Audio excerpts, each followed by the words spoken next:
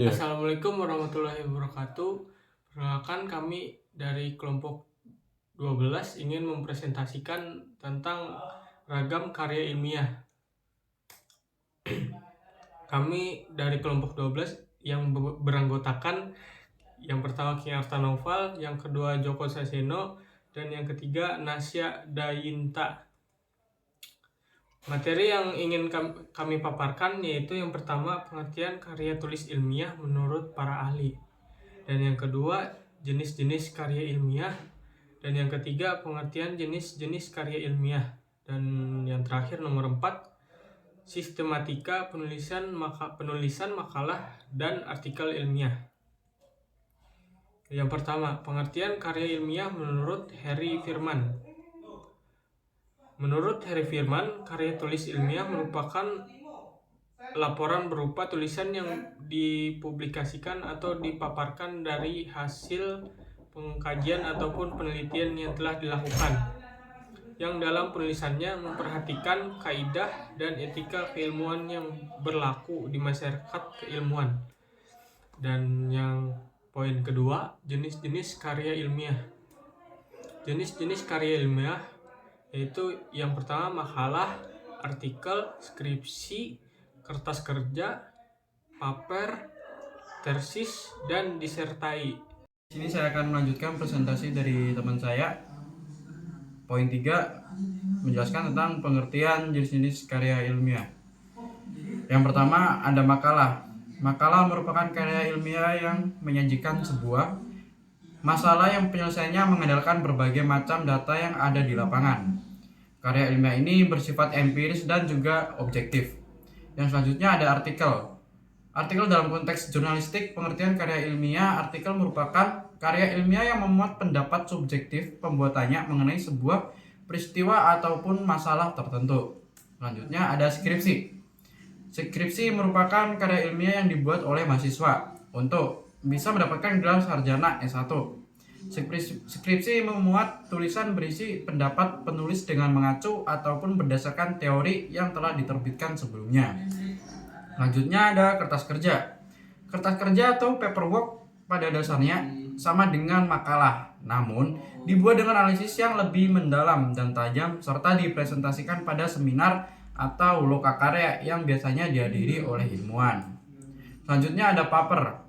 Paper adalah sebutan khusus untuk makalah di kalangan mahasiswa dalam kaitannya dengan pembelajaran dan pendidikannya sebelum menyelesaikan jenjang studi diploma S1, S2, dan S3. Sistematika penulisannya pun sama dengan artikel dan makalah, tergantung panduan yang berlaku di perguruan tinggi yang bersangkutan. Selanjutnya ada tesis. Tesis adalah karya tulis ilmiah mahasiswa untuk menyelesaikan program studi S2 atau pasca sarjana yang bersifat lebih mendalam dibandingkan dengan skripsi. Tesis mengungkapkan pengetahuan baru yang dapat dari penelitian yang dilakukan individu yang bersangkutan. Dan yang terakhir ada disertai. Disertai atau PhD tesis diperuntukkan bagi mahasiswa program S3 atau meraih gelar doktor yang mengemukakan analisis yang dapat dibuktikan oleh penulis berdasarkan dengan data dan fakta yang sahih atau valid dengan analisis yang terinci. Disertai berisi suatu temuan penulis sendiri yang berupa temuan original. Saya di sini akan menjelaskan bab 4 tentang sistematika penulisan makalah dan karya ilmiah. Yang pertama ada jenis-jenis makalah, yaitu makalah deduktif, makalah indukatif, dan makalah campuran.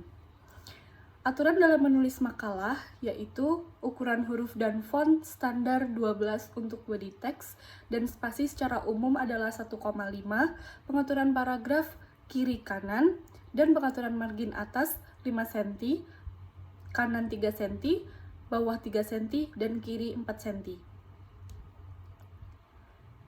Kemudian ada penyusunan makalah. Yang pertama ada cover, kata pengantar, daftar isi, bab 1 berisi pendahuluan, latar belakang, rumusan masalah, dan tujuan. Berikutnya ada bab 2 yang berisi pembahasan, bab 3 berisi penutup, kesimpulan, dan saran. Ada daftar pustaka, kemudian yang terakhir ada lampiran.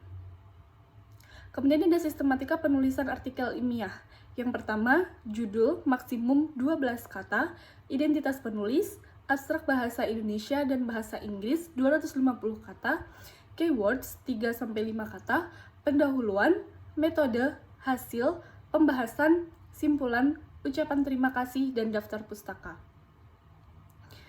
Kemudian ada sistematika penulisan artikel ilmiah. Yang pertama, bab 1 pendahuluan berisi latar belakang masalah, rumusan masalah, tujuan penelitian, dan manfaat penelitian. Berikutnya ada bab 2 kerangka teori yang berisi landasan teori, hipotesis penelitian.